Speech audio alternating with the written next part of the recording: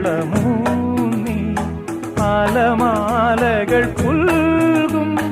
കായൽ മാറിലൂടെ പൂപ്പാടങ്ങൾ തേടും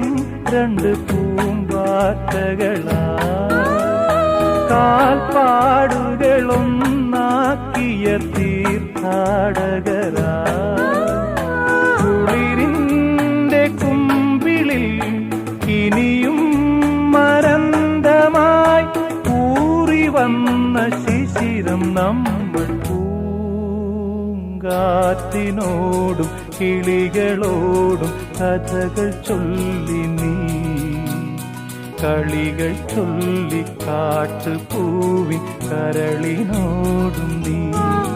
നിഴലായി